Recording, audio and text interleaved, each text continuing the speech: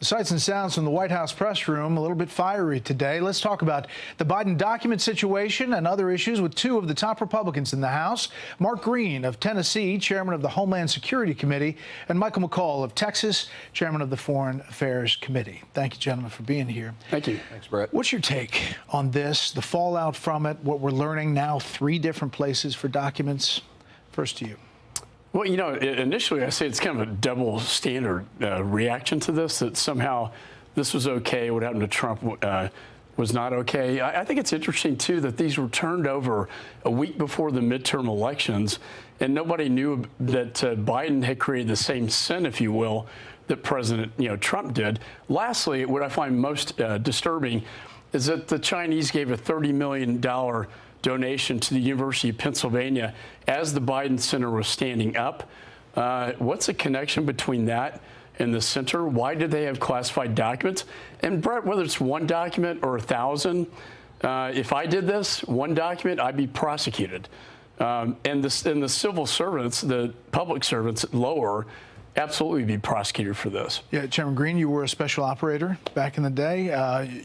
Same deal, right? I mean, absolutely. Yeah, I had a TSSCI at the time, and if I had leaked or taken that stuff home, I would be at Leavenworth. And that's another double standard, not just the difference between the 2 presidents, but, a young rank-and-file soldier who loses that stuff's going to jail. Here is the president to 60 Minutes and kind of an evolution of how he's talked about this. Take a listen. How that could possibly happen.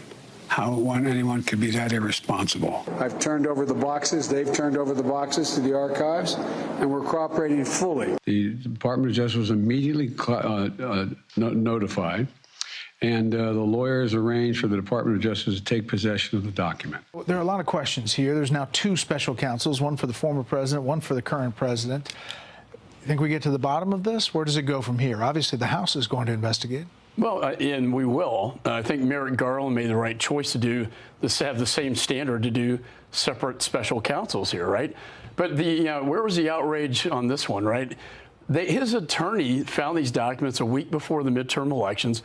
Clearly, they had to have notified their client, the President of the United States, and yet nothing was done about it. And they swept this under the rug. They hid it until it was leaked to the media.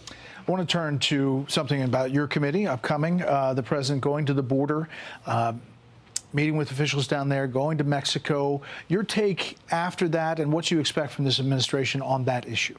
Sure. I'm very concerned that what the president had was just a photo op, a press opportunity potentially for 2024.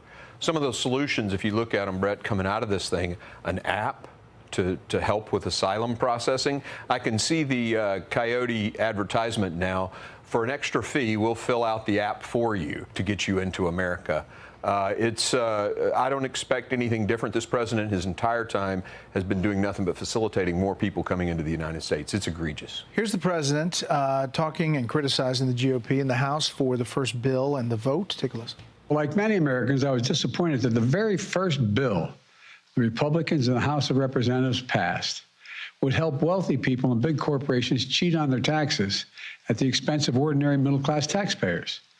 And it would add $114 billion to the deficit. Their very first bill. House Republicans campaigned on inflation. They didn't say if elected their plan was to make inflation worse. Obviously, you'd characterize that differently, but the Hill does say, the CBO said that first bill, which slated was $114 billion to the deficit because, Chairman Green, you took away 87,000 IRS agents and officials who were going after. Sure, they'd be picking the pockets of our small businesses. I can't expect anything different from a person who's been in politics for 50 years and never run a business, right? When an audit happens, that small business has to pay accountants and folks to defend that business against the government. And that's an extra price of bread. It just gets added to butter. So he thinks this isn't going to cause inflation. It's absolutely going to make inflation worse.